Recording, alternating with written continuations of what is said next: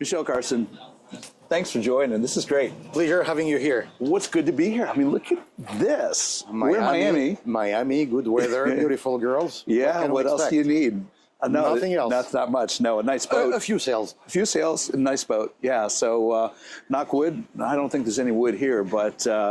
not much. Yeah, but... In the cabins, yes. Yeah. The vibe's pretty good here this week. I've talked to other boat builders. I think sales are picking up. I think there's opportunity for sales here, and hopefully makes your trip worthwhile when you've got some opportunities. Well, I think the problem of the industry is that in the last 2 years, let's say after COVID, we've seen a bubble. Yeah. And we took it for granted. Yeah. So the sales level of 2022, was historical.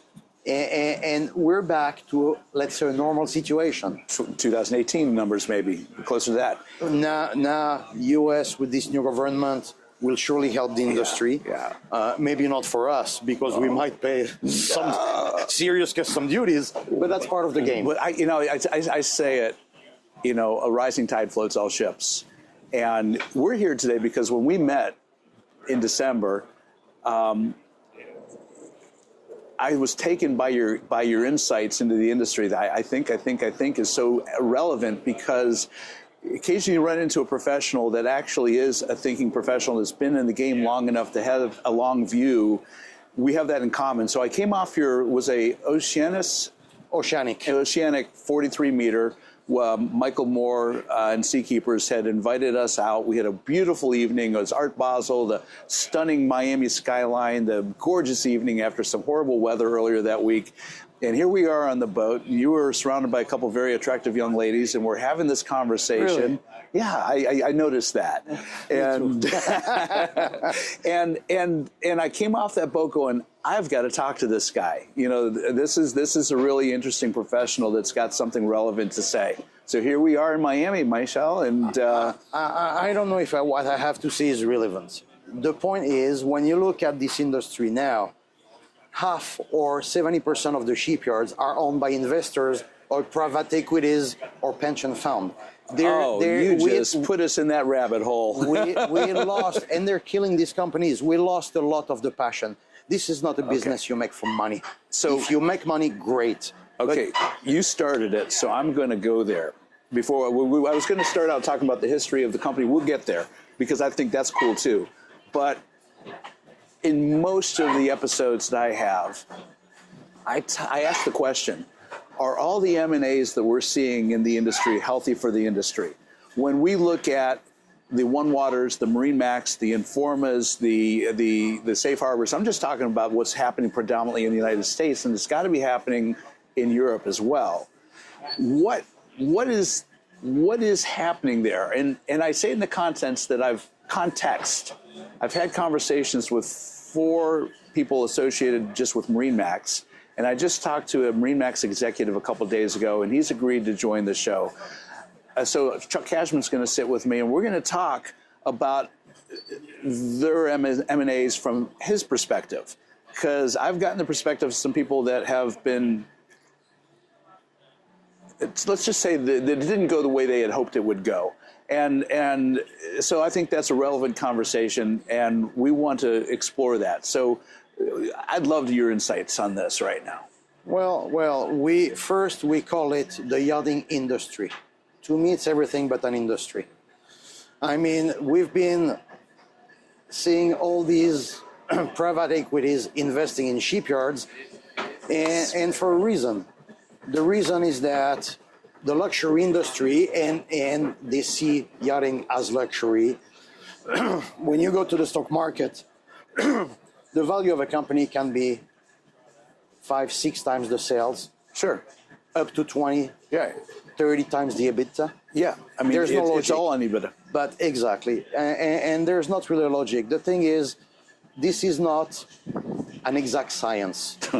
You need passion. I was going to say. You need passion. It is. And that's what drives us at Canados. But we know we have a limit. The limit is production. Right. And we've been offered by private equity to come into the capital because they see the infrastructure and they see it as underused. which in some way is true. We could be much bigger, but how far bigger can we get without sacrificing quality?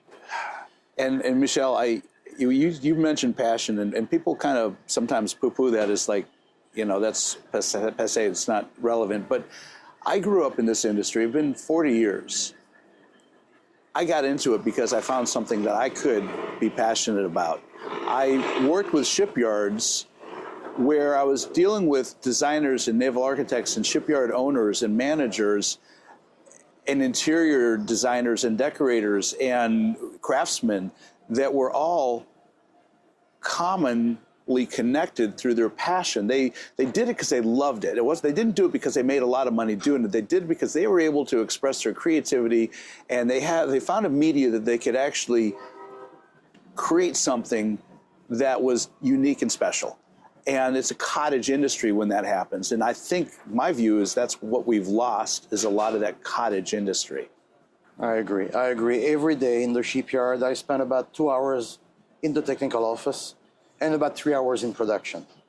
And I go back to my office at my desk at 5 or 6 at night when everybody's gone, and I do my office work until 9 or 10 at night. But you know what? When I jump in the car at 7 in the morning, I don't feel I'm going to work. Yeah. And I'm happy. And when people look at me, Michel, you work so hard. No, I don't work. I don't work. And to say the truth, sometimes I take a boat for the weekend. At the end of the weekend, I'm happy to go back to the shipyard. Yes. Because it's all about passion. Yes, it is. And in some ways, some clients realize it and they enjoy it. Right. They want to talk technical. They want to know that the guy who sold them the boat, because I sell the boats to them, is involved. Right. Is involved. And if you look at all the shipyards that were either privately or family owned, that got sold to private equities or investors or whatever. Yeah. And when the head of the shipyard, after selling it, stayed as the head of the newly owned shipyard, they lost their efficiency. When on your 8 hours working day, you spend 6 hours doing reporting, because the private equity has to get those numbers. To get those numbers, to talk to their investors, because they want to know where their money is going. Then you have no one in the shipyard. I mean, when I walk around the boat and I see my workers, I tell them what's wrong, but I also tell them what's good. Right. Yes. And that makes a whole difference. Oh, yeah, absolutely.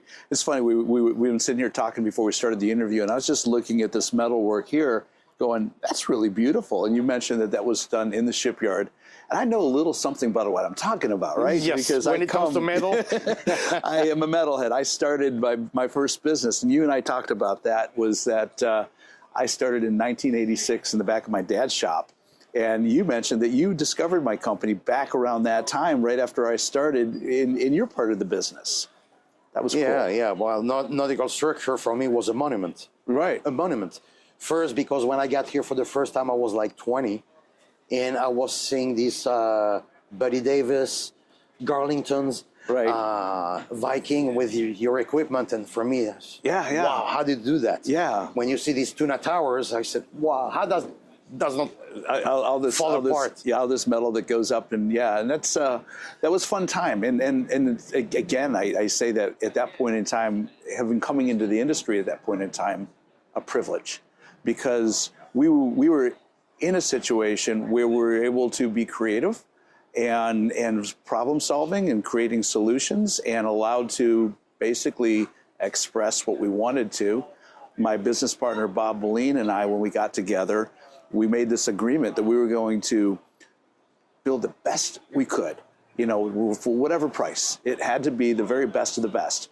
And we had a nice run for about a decade where we had competition, but it wasn't so onerous that we couldn't charge what we needed to charge to be able to build some incredible designs, which still are on boats you see today. And then the industry changed. And I think part of the reason the industry changed is some of these M&As, some of these mergers, acquisitions, the companies getting bigger and scaling and pushing the costs down, pushing the creativity down, pushing the innovation down to scale. And I think that's where we've seen a shift. Well, the future in the industry, in my opinion, you're going to have the huge ones and the little ones. Yeah. Thinking that you can build, if we take a boat like that, 57-foot sport cruiser, express cruiser, call it the way you want. If you think you can build 100 of these a year and have the quality, it's a dream. Yes. Won't exist. Right. So if you look, and I don't like to do the parallel with the automotive industry, but if you look at the automotive industry, now you have the giants, and you have companies like Pagani, you have little artisans who are creating cars that General Motors or Ford or Renault or Toyota will never do. Right. They can't. They just can't. They're not capable. And anyway, that's not their target. No. Their volume. Right. Will never be a volume. Some of our competitors are volume. But at the end of the day, when we have a client coming, even for 43, which is our smaller boat, they walk in, they smell the leather, they look at the woodwork, and we tell them, okay, here they actually touch it. Yes. They touch. Yeah. And as I tell the few dealers we have, you need the boat in front of the office. You need to bring the client in, go for a ride. Yeah. You cannot sell it on photos. People need to touch to understand the difference. That's true. Well, that's why you're here. Yeah, absolutely. That's why you're here. And that's what I thought was really interesting too, Michel, is that I made an assumption, we all make assumptions, when I came on board your 43 meter in Miami in December, that this is what you built. And it was, by the way, that 43 meter yacht was a big 43 meter yacht. We had, 100 plus people on that boat. On the aft deck, yes. And there was plenty of room. Went through the interior. I thought the way that you brought entrance from the master stateroom down below was really unique. And then the forward-facing balcony that went out on the foredeck was I saw little innovations. I saw creative use of space everywhere, and I thought, wow, what an accomplished, shipyard to build this. And we have no choice. Our competition is Sunseeker, it's Azimuth, it's Benetti, it's Ferretti Group. They're giants. Yeah. We don't have their marketing. We don't have their sales force. We don't have their deep pockets. So we have to think out of the box and bring a product they don't do. Right. We go to niche. Here, this 57, this is the entry level. That's a 40 miles an hour boat. The next one is a 60 miles an hour boat. Wow.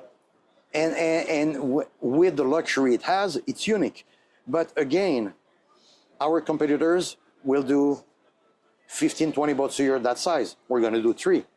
There you go. But it's a different client. 3 very special boats. It's a different client. Yeah. It's a client that had multiple boats. Maybe a client that does not know exactly what he wants, but he knows what he does not want anymore. Good. And we see it when a client comes to us. Very funny story that happened yesterday. A year and a half ago at the Fort Lauderdale Boat Show, I meet an American client from Cape Cod. Comes to me and show me and asked me if I could show him the boat. I show him a 49. He looks at it, was very impressed with the quality, with the interiors. Told me that's very different from what we're used to see here. Would you consider building my boat, a custom boat? And he was together with Evan Marshall. I love Evan. What a guy. Who designed the boat for him. Did Evan, I love these dots connecting, because he and I go back 35 years in this industry. Yes, he's been here a long time. Yeah. No, he's a great guy. And the third guy was Blunt, the naval architect. Yeah. And the guy was really nice and really knowledgeable. So we sat and we started talking technical and exchange ideas for like an hour and a half. And I said, look, are we capable of doing all the engineering, doing the molds, building the boat for you? Yes, we are. But I prefer to tell you, before you breathe, just the engineering and the molds he wanted a 58-foot boat. You're going to spend $1.5 million before starting production. So that's the first point. If you want to do that, we'll do. But it's going to cost you too much money. And I showed him this boat, which at that time was just a project, 3Ds and renders and GS. And he felt the boat was interesting. And I did not hear anymore about the guy. The guy came yesterday, was here, said, Michel, you remember me? I said, yes. Can I see the boat? He said, since we talked, I kept on following on Instagram, Facebook, the evolution of the project, the molds, the construction. Social media works. We looked, Instagram is the tool today. Yeah. He looked all around the boat, came again with his project, and I said, look, I'm still in the same state of mind. If that's what you want to do, we can do it. Right. But honestly, I feel bad making you spend $1.5 million in tooling, in engineering, in molds. Right. I mean, but somebody's got to capitalize it. Exactly. I said, but here we have a hull and we can customize anything. He's coming to Rome in the next couple of months. Bravo. To see hull number 2. I love it. And the guy has specific demands because he told me, Michel, I use my boat in Cape Cod. I suspect he must be from Boston or Sure. Yep. And he told me, Michel, I need to be able at some point at idle to go in 3.5 foot of water. So I need either outboards or surface drives. And the next one is with surface drives. Okay. With 3 feet drafts. Wow. So Good he's coming Bahama to boat Rome. then too. So you have clients like that. And he told me the truth, said, Michel, I talked to a lot of builders. I talk to managers, executives. I don't talk to people who explain me how the boat is built because they have the passion.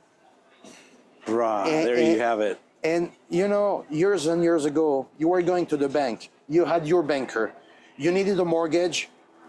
You were going for lunch, discussing the interest rate, discussing your needs. He was asking you for the collateral, and you shook hand. Yeah. Now, you call the bank, you talk to machines.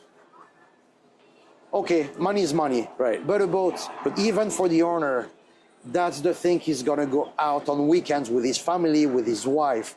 Someone's making decisions, and if you take the human part of that decision-making process out, it becomes so impersonal, and you don't get the insights that sometimes drive a little bit of risk for a lot of reward. We lost a lot of that. Yeah. We lost a lot of that. And I remember being a kid. I was probably like 12 or 13 years old in the south of France in Cannes. We had a service operation for Riva with all this Aquarama special, the mahogany classic Riva. What? One next to the other. You know, they keep all those Rivas in Monaco in that beautiful warehouse. It's Yes. like, wow. That's the daughter of Carlo Riva. Yeah. And I will remember all of my life on a Sunday morning, a delivery of an Aquarama special to, I think it was an English client, Mr. Carlo Riva himself in Cannes to deliver the boat to the client. That's personal. That's passion. And I looked at that for like an hour and a half.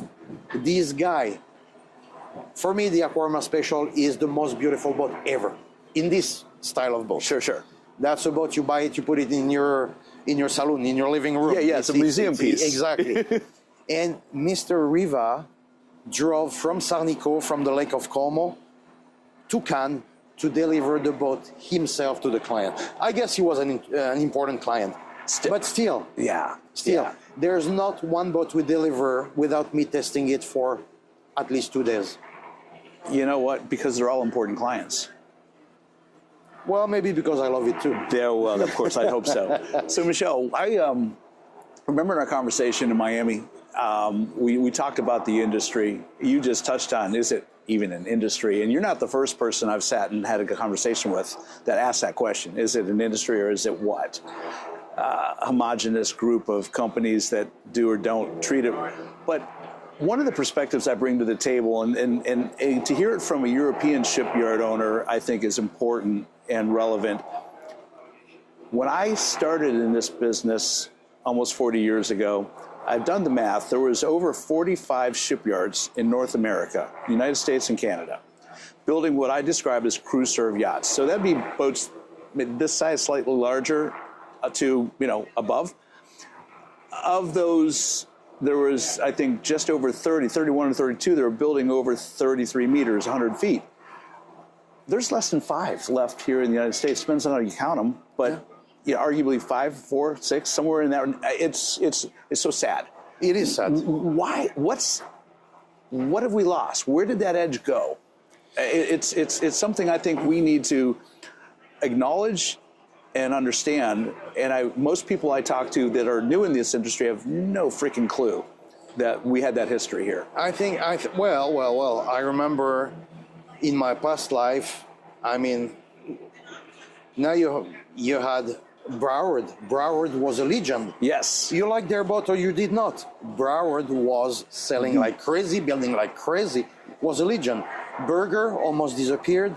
Yep. Palmer Johnson disappeared. Yeah. And Palmer Johnson, when it was the Kelsey family, highly respectable family, there was this passion. Then it got sold yeah. to an investor who did extremely well bringing Carlo Nuvolari and Dan Lennart to do this design. Yeah. They sold a lot of boats and suddenly they're gone. Yeah, I think that's the case where Mohammed came in and he knew what he knew, but he didn't know what he didn't know.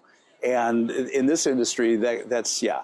So once you've pulled Palmer Johnson out of Sturgeon Bay, and this is something that I have learned, for instance, in speaking to a lot of friends in the Netherlands and understanding why they're so successful.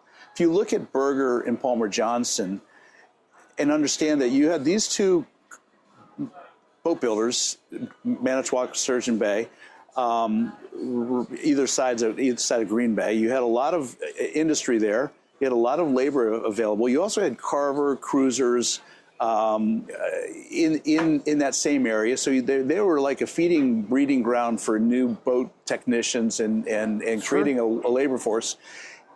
And when PJ would be really, really busy, they at times be able to pull from the labor of Berger and vice versa.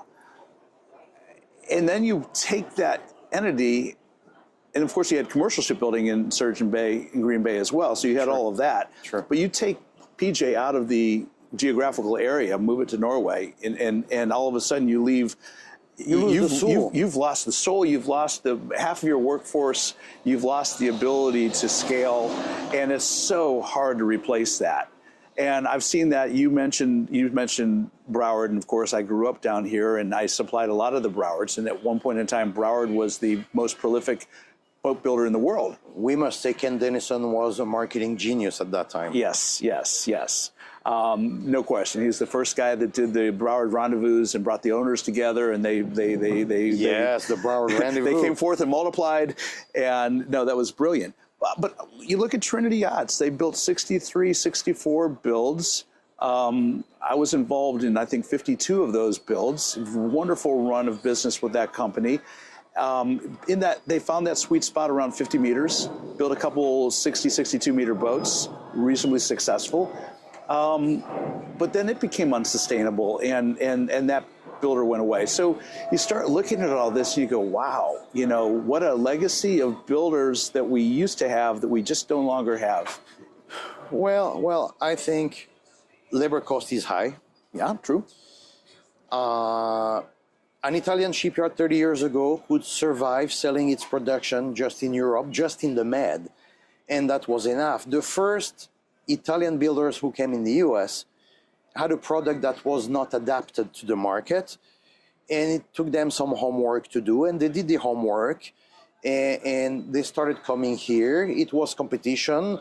Production costs were lower at that time, but they were grabbing market shares every year. And am I happy with Trump putting tariffs on European boats? No, I'm not. No. But I understand it. Right. We should do the same in Europe. I mean, he was elected by the American people to protect the American people. Right. Here it is. Yep. We will have to adapt if we want to sell boats. Right. We'll have to make less margin, period, if we want to stay here. I respect that. I completely respect it. But the point is, a lot of American builders went out of business because of the foreign competition. Oh, no question. Look at the only Chinese builder 20, 25 years ago was Choi Lee. Right. And Choi Lee did extremely well. I think you remember Mel Wolf and all these guys. Oh yeah, I've done a lot of business with Choi Lee. In fact, my first trip to Asia was to their Hong Kong offices. Back in the days. That was before the Hong Kong went to before the communists. They moved back to China. That's right. And you look at the industry now. You have a lot of Chinese builder. Horizon manufacture a very good product. Oh yeah, Ocean Alexander. You know? Ocean Alexander and so on, and Hargrave. Right. And it's hard for builders like Westport, this boat right next to us, to compete with the labor, with the product. You know, the product's a pretty product, but it's not the same thing. And it's hard to educate the consumer that you really are buying quite a bit less of a yacht, you know, for saving a lot of, you know, arguably a lot of money. Our purchasing office is very small. We have 3 people in the purchasing office. And there's one rule. Everything made in China, we don't buy. And sometimes they come because that's their job. Yeah. Here is the offer from our supplier in Germany, from our supplier in France or in Italy. Here is what we can get from China. Right. It's 30 or 40% less. I know. Isn't that crazy? I said, okay, it's 30, 40% less. Is it the same quality? First demand. Can we accept to sacrifice the European industry when you have Chinese people that manufacture a product paying a worker $300 a month? Right. It's not we human. can't. It's we not, have right. to make a choice. Right. And Michel, it's so pleasing to hear those words, because those are the choices that I think we as a society here in the States have abandoned at our own peril. So, you know, you go into Walmart or Target or any of these big box stores and you're spending less money to buy these products dominantly come out of China. And when we're spending that money, we're not thinking about the jobs we've lost here, what the impact is in Asia, for instance, of all these people working in what would be in our world almost slave labor. And you translate that into boat building, and it's legitimate. I do think Europe's probably a little more insulated from tariffs than China and Taiwan and that part of the world, because our administration recognizes what's happening over there in Asia and the impact that it's having. I think the European euro versus the U.S. dollar, the culture is more closely aligned. Absolutely. But Absolutely. at the end of the day, we were talking about this earlier, Northern European shipyards are seeing between 60 and 75% of their clients coming from the United States still, which is good for the European boat building industry. The thing is, if you look at labor cost in Europe, labor cost here, we're more or less the same. Very close. We treat people the same. Mm-hmm. We have more social coverage in Europe than in the US, but here people can choose. They can have private insurance. It's a choice. It's a choice. So, and I enjoy the freedom. Too bad we don't have it like this in Europe. But the point is, in China, they don't have choice. No. You make 300 a month, you make 300 a month, you work 50 hours a week, you have 1 week paid vacation, and that's it. Be grateful. So, exactly. And the world is changing.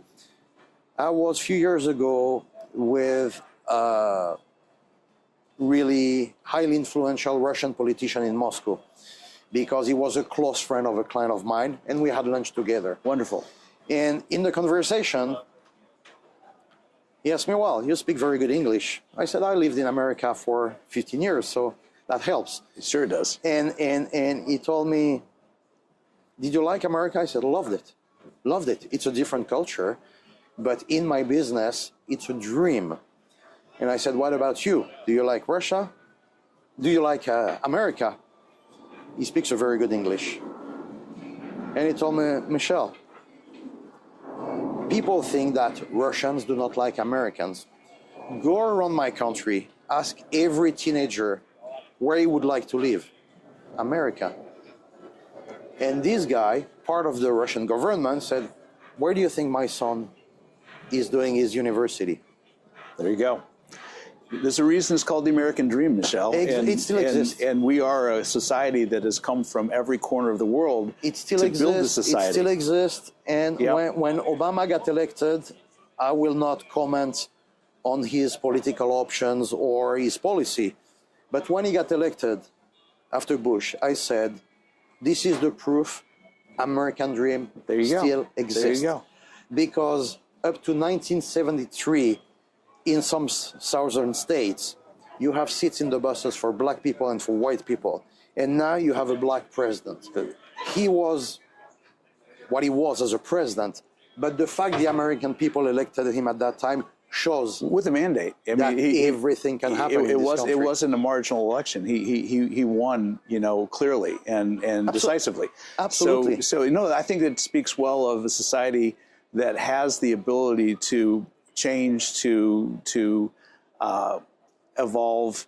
And you mentioned your business, for instance, on social media and the value of that. And what I've learned in the last year I've been doing what I'm doing with this podcast is the communication you're able to put out there is really relevant, and the social media is so important. And like this conversation we're having right now, there's no editing going on. This is what's going to go out. There's no filter. You and I can talk about whatever we want to talk about, and nobody's going to stop us or say we're not going to fund you because we don't like what you're saying. My previous life was magazine publishing. You mentioned that, yes. Lux Media, and here in the U.S. we had Yachts International, and that's right. Invictus. We had like 25 magazines, and at that time, you had magazine to do your marketing. And I still have friends in the publishing industry, and we advertise a little bit because they give us some editorial coverage, and we have to support them. But the truth is, we post a photo of a new boat on Instagram. Yeah. The entire world sees it in a few seconds. Yeah. A journalist comes on the boat, decides to do editorial on the boat, it will be in newsstands in 2 months. Right. Old news now, by then. Time is shrinking. Yeah. And social media, it has its advantages and disadvantages, but in terms of communication, it's highly efficient. It is. It's super efficient, and it's customizable, it's personal.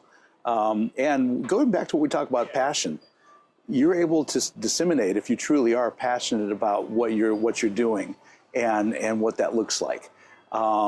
Which I think that's the magic in this. People get it. They gravitate to where they see something that resonates with them. This guy or this gal really is into what they're talking about, what they're doing. We want to know more. Tell us more. True. Yeah. True. So Michel, tell us more. You've built some incredible boats now. I've just pleasantly surprised coming to Miami this week and seeing these. But you and I were talking earlier. You got a couple other ideas in works. What's the future of the shipyard right now? I think the market is going to shrink for a lot of reasons. It's going to shrink because of new rules for environment. In the Med, for instance, now if you have a boat above 24 meter, there are a lot of places you cannot drop anchor any longer. So the market is evolving like that, and I think it's going to create sort of a shrinkage. You have two choices. Right. Either you target mass market or you target custom-made, tailor-made product, and that's the business we're in. So I think we've seen too many new builders coming after COVID. Here you feel it a bit less, but if you walk the Cannes Boat Show or if you walk the Genoa Boat Show last year, I saw at least 15 brands that are new coming with new boats. These are wealthy people who love boats, who saw the market exploding after COVID, right. Who said, I'm going to invest, create a new shipyard, I'm going to do something different, better. And now they have 1 or 2, 3 boats they've built. They did the investment, but they have no clients. It's not that easy. No, it's not. You know it from your previous business. There's no magic. There's no magic. No. It's work, and work. Right. And respect of your clients. Yeah. Well, we saw the same thing here. I remember during COVID, I've got a 20-year-old 10-meter center console that I had behind my house, which is really luxury because when everything was shut down, my sons and I were able to go out diving and getting on the water. My fuel bunkers were full, so I didn't have to worry about fueling up. I was good. And then I noticed that as soon as things opened up, if you had a boat in inventory, it was sold like that. And new builders came up. I had a neighbor who went out and bought this boat, and he came to my house bragging he just found a boat, and when are you going to get it? Well, it's going to be 5 months from now before we get it. And so I'm thinking, amazing. And he bought the first thing he could find. He didn't buy it because of the brand, the quality, the reputation. They It's wanted a because boat. He wanted a boat to get on the water. Now, what, 3 years later, almost 4 years later, it's a completely different industry. And those days are gone, and a lot of those boat builders are gone or are on the way out. We saw second-hand 1 or 2 years old boats sell for more money than the same boat new. And that's ridiculous, Right. because that's when I said the market is going to crash soon. Right. Because when you get to that level, when you get to that level, Yeah, you can, excuse me, Ray, you can edit this. Okay, Just can don't you- let them come down this aisle. They can come through there. Get off the camera. stop them. No one in. C'est pas grave. But you stay there and you don't let people on. Yeah, you can just put your hand up, Tristan. Because if they were aware, they could have come around. All right. Yeah. Please. All right. So we'll go back to what we were saying here, Michel. Shipyards in the industry is going to soften. I think the industry is changing. And in some ways it has to change. When after COVID we saw second-hand boats selling for more than a new construction, I said, now we're in danger. Mm-hmm. And what's happening, you feel it a lot less here, but in Europe, it was this craziness. People wanted a 49 Gladiator, which is a boat that I built in 5.5 months. I was like a year and a half, 2 years backlog. That's real. So people were coming for a 49. I said, oh, no, you cannot have the... They were coming in September. Oh, no, I cannot deliver for next season. Will be the season after. So people wanted a boat. They found a second-hand one. They bought it for more money than a new one. Wow. It was speculation. And suddenly you had all these people, not professionals, just clients, thinking they could make money out of a boat. And as I tell all my clients, this is your worst investment. Yeah. A boat is your worst investment. Yeah, it's not an investment. The day you get it, it's going to cost you money. It's going to devaluate. You're going to have to deal with the crew. You're going to have to deal with the problems. Yes. It has a cost. Yes. But it's the cost of freedom. You take your car, you can run 65 miles on 95. No more. You can buy a Ferrari. If you run it 160 miles an hour, you're going to go to jail. You can run your boat anywhere. Right. No one's going to say anything. No one's going to say That's anything. freedom. That's right. You want to go at sea, be alone, you're alone. That has a price. And many people are very happy to pay the price. Exactly. But at the same time, you know, the economic realities settle in, and I think a lot of builders saw the escalation, the valuation, the pricing going up, thinking, okay, this is great. I can make some really good margin here, and they build a whole business around that, and all of a sudden the adjustment happens. And the point is, you also have, and I think that's particularly true with Italian builders and European builders, dealership networks. Mm-hmm. A dealer is a dealer. He needs to make money. But when you force your dealer to carry inventory and floor plan and more inventory, and you have a bubble like in 22, 23, and the dealer wants more boats, and you push him to buy more boats, and suddenly the market gets softer. Yeah. 30% softer is not much in our business. We've seen a lot worse. And suddenly you have this dealer who carries $20 million of inventory, who is not ordering any more boats because he still has 20 million on the floor plan, and he needs his cash back because he needs to pay the bank. That's right. He's going to start selling his Discounts. inventory at cost. Yeah. And then the builder is shooting himself in the foot. Better to have a dealer that sells 10 boats instead of carrying 10 boats on inventory. That's right. And I mean, that's where we're making a business, and that's where I always say, this is not an industry. No, it's true. A friend of mine, Roger Moore, owns Nautical Ventures. Yes, he was here yesterday. Yeah, fantastic. He's an interesting guy, 007. His business is a good model of that. Built the business. It went very, very strong. When the industry was strong. He's now working through some of that same inventory carrying costs, working with his banks, looking at his projections. And he and I have had these conversations, and it's not an enviable place to be, to try to balance, multiple locations, multiple dealerships, carrying this inventory that is slowly aging and devaluing, and trying to figure out how you're going to, bring in new inventory have the products people want to buy next year. It's a tough assignment. It is tough, and I think the business plan we know for the last 20 years, where you have the builders and multiple dealers, I think we're touching the bottom. Right. And we are trying. We first opened our own office in Saint-Barth. For me, it was easy because Saint-Barth is French. Yeah. The whole world is coming to Saint-Barth. The level of clients you meet in Saint-Barth is like nowhere else. Yes, it's top shelf. And I realized that for a small shipyard like us, everybody's made custom. It is difficult to tell a dealer, okay, you're going to carry 3 boats on inventory if you want the dealership. And because we're custom, and clients knowing we do custom, they're going to see his boats. Oh, but I don't want this wood, I don't want this color, I want a different layout.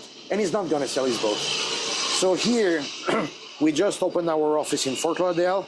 We're bringing 3 or 4 demo boats. We're going to do our Canados demo center in Fort Lauderdale. Brilliant. And we're going to do dealers who do not necessarily need to carry inventory. They come to Fort Lauderdale, they can demo the boats, they need a boat to do open house at their place. For a week or two, we send the boats, does not cost them money. We're here to support, we're not here to sell direct, because selling and servicing and building are 2 different businesses. I was going to say, that is always that question. Do you deal direct or do you deal through a network of dealers? And there is, because there's a layer of cost that's associated with that, but at the other side of the coin, you have somebody else focused on that discipline and you focus on the boat building discipline. We are really focused on boat building. In Europe, we sell some boats direct where we don't have service and assistance. Mm-hmm. And we do that because from Rome, you can fly anywhere in the Med in an hour, 2 hours. Right. So we have 3 guys. They always have their passport in the pocket. There's a client that has a problem on Friday night. Saturday, I have 2 guys on the boat. And what's the most important thing for a client? Clients understand a boat is problem. What they cannot understand is that we don't move towards resolving the problem. If he sees our technician the day after on the boat, even away from the shipyard, they appreciate it, even if it takes a week to fix. But we're here for them. The distance across the Atlantic is different. Yes. So we decided to open the office. We have a general manager here. Soon we'll have a service manager to support our dealers. Good. That's And I think, and that's a mistake a lot of Italian shipyards are doing. They establish dealerships, they sell to the dealers. The first client who comes direct to the shipyard, they sell the boat to make a bit more margin. And that's not fair. No. That is not fair. No. Because the dealer who has 1 or 2 boats on inventory, he has skin in the game, for you shipyard. Yep, for sure. So I think we're in alignment in our vision for the 2025. I mean, we have a kind of a new day here in the States. I think there's a little more optimism. I don't expect interest rates are going to plummet. I think they'll probably stay pretty much where they are. But I think cash is going to free up for a lot of businesses.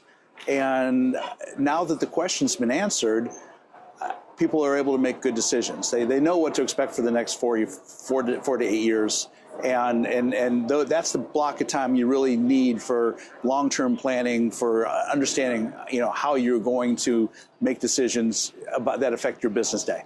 Like in every other country, when you have a newly president elected, his first term, he's trying to remain popular to be elected a second time. Yeah, we don't have that here. So eventually now you have a president that has 4 years to do what he needs to do for his country. Yep. And that makes a big difference. It does. He knows he's not going to be reelected. No. And that opens up a lot of doors for making some good decisions or interesting decisions for sure. Well, look, since he got elected, the dollar went from 110 against the euro to 1 or 103. Yeah, I know. In a month. Yeah, no, it's really profound to see what change is going on. And, I'm a big believer that disruption and change is good. Absolutely. You know, it's I think it's healthy for everybody. I said earlier, a rising tide floats all ships. And I think if our economy is strong here in the States, it only helps the European economy. It does. It does. Absolutely. Absolutely. And you go to London, you go to Paris, you go to Italy, you watch TV in Italy. In the advertising, they use American words. Really? Yes. It's incredible. When after I bought the shipyard, I was watching TV in Italy. I was amazed by the number of American words they use, even in advertising. Wow. Wow. I mean, come on. I mean, This strong. I mean, Yeah. people forget Normandy in 1944. We owe something to the Americans. Well, you know, the Marshall Plan came in, and you know, it's interesting that we, as a society, did so much to rebuild societies after they were almost completely destroyed. Ironically enough, your shipyard was formed in what, 46? 46. Right after the Second World War. Absolutely. Yeah, and And the shipyard was started building boats for the Italian administration, for ports, for coast guards, for police, with the money from the Marshall Plan. see, Because Italy was dead, and Italy was not on the right side during the war. no, So- Mussolini saw to that. So yeah, no, I think it's remarkable that you know, we have this economic diversity, if you will, but at the same time, this relationship. And again, I try my very best to remind everybody that, you know, when we're working like this, nothing can happen. When we work like this, so much happens. So, you know, that's why I'm thrilled to have these conversations with an Italian shipyard, for instance, and bring this perspective into the conversation here on Yachting USA. Well, yes. First, I'm French. I'm not Italian, even if the shipyard is Italian. That's true. I lived here 15 years. My daughters are Americans. They live here. But there's something about this country. You know, I'm a racer, offshore racer. Yeah. And I'm always amazed when at the race, to see 75, 80, 85 years old people on the dock watching the race. Right.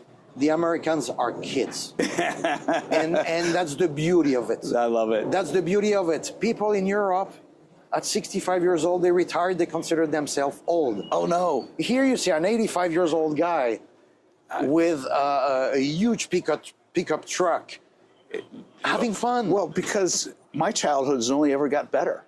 Yeah, exactly. That's why you My need a toys boat. have gotten bigger. Exactly. And life's got more interesting. Exactly. But, people want to enjoy in America. Yeah. They make money. They work hard. They play hard. yeah, I love it. In Europe, people work hard sometimes. They don't want to show. They have to hide. Here, no one cares. No, one cares. That's fun. Yeah, I think there is like you've said before, there's a certain freedom to that. Yeah, for sure. Absolutely. For sure. Absolutely. So I guess I'll be seeing you in a couple more weeks in Palm Beach, won't I? Absolutely. That's we'll be there. Fantastic. Will you have any of these boats there? We will have probably the 57 and the 49. The 143 normally got sold. Oh, too bad. So it will be on its way back to Europe. Wow. Well, that's Too bad, not too good. Yeah, I was going to say. Too bad you can't show it off, but awesome that it's going to be there, or it's sold, and you've got that sail behind you. Yes. That was a cool boat. And that's good because it's going to free a lot of cash flow for us. So we're going to probably come out with a new 64 Gladiator. Cool. Really even more adapted to the U.S. market. Cool. Well, I'll tell you what, Michel, I'm going to put it out there in the universe. When we head across the pond in September for a con in Monaco, love to come by and take a look at the shipyard and really Cannes get a is sense of what you're doing. And Cannes is my hometown, so we'll go for dinner together. Bravo, bien. Okay? Thank you. Well, this has been really fun. I hope you have a fantastic rest of your week down here in Miami. I'm sure we will. I know you will. And weather's remarkable. The docks are going to get busier. And, you know, business is good right now, it seems. We need 5 boats a year in the U.S. and we're happy. If we do 10, we're super happy. but again, we're not mass market. No. You found a great niche, and I hope you're just nothing but successful, Michel. we'll do what Wow. it takes Wow. to be. What a pleasure. Thanks for sitting with me. Thank you for Thanks your for time. your hospitality. I'm going to go have one of your croissants now. Okay, have it. All right.